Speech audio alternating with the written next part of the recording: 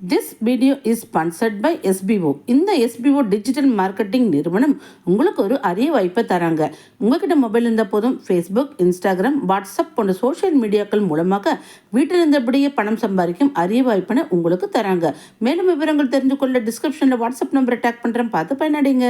Skip பண்ணாதீங்க. பெரிய தப்பு. தினம் 300 ரூபாய் சம்பாதிக்க அரிய வாய்ப்பு. இன்ஸ்டாகிராம், ஃபேஸ்புக் பயன்படுத்த தெரிந்தால் போதும், content post and content publishing மூலமா தினம் 300 ரூபாய் சம்பாதிக்கலாம். இந்த வேலை செய்ய 5 நிமிடம் போதும். Work training support, group communication support, all language customer live chat support, முக்கியமா சொந்தமா ஒரு பிசினஸ் ஸ்டார்ட் பண்ற அளவுக்கு உங்களால கற்றுக்கொள்ளவும் முடியும், சம்பாதிக்கவும் முடியும். இந்த வேலை வாய்ப்பு வழங்குவது 5 வருடத்திற்கு மேல ரன் ஆகிட்டு இருக்க நம்ம தமிழ்நாட்டு company school of business organization private limited. மேலும் விவரங்களுக்கு டிஸ்கிரிப்ஷன்ல கொடுத்திருக்க நம்பருக்கு வாட்ஸ்அப் பண்ணுங்க.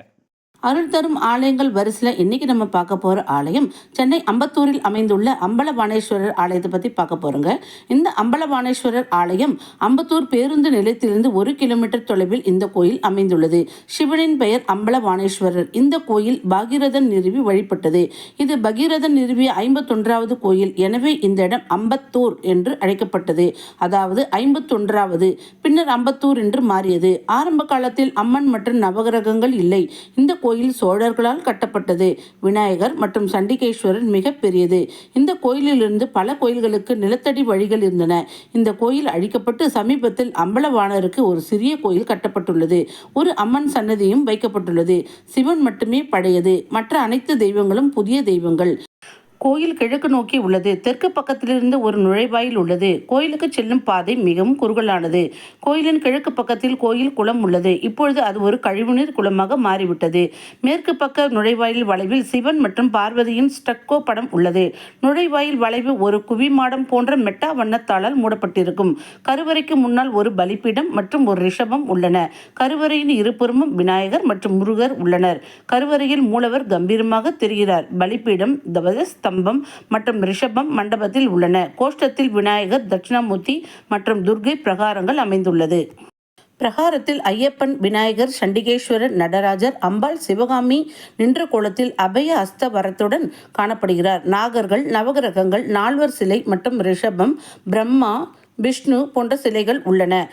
மூல கோயில் 1000 ஆண்டுகளுக்கும் மேலானது என்று நம்பப்படுகிறது. கோயிலின் பெரும்பாலான நிலங்கள் ஆக்கிரமிக்கப்பட்டன.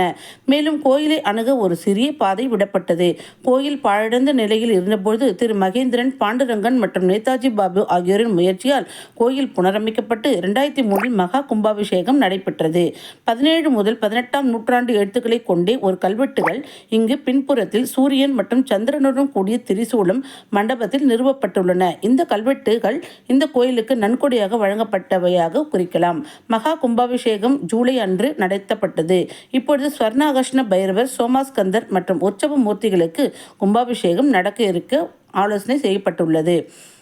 இது 108 சிவலிங்கங்களில் 51வது கோயிலாகும். தொண்டை நாடு என்று நம்பப்படுகிறது. இந்த கோயிலின் சிவனை வழிபட்டால் அனைத்து நோய்களும் நீங்கும் என்று நம்பப்படுகிறது. எனவே இந்த கோயில் ஒரு சர்வரோக பரிகார ஸ்தலமாகும். 4 சன்னதிக்கு அருகில் ஒரு முனிவர் சிலை உள்ளது. அம்பலவாணராக நடராஜர் இந்த முனிவருக்கு தரிசனம் அளித்ததாக நம்பப்படுகிறது. மேலும் இந்த கோயிலின் ஸ்ரீ அம்பலவாணேஸ்வரரின் பெயரால் இந்த இடம் அம்பத்தூர் என்று அழைக்கப்பட்டதாகவும் நம்பப்படுகிறது.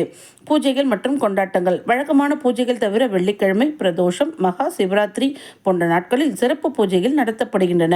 இது தவிர பிரதோஷம், மாதாந்திர சிவராத்திரி, பௌர்ணமி, சங்கட சதுர்த்தி, அமாவாசை, கிருத்திகை போன்ற நாட்களில் சிறப்பு பூஜைகள் நடத்தப்படுகின்றன.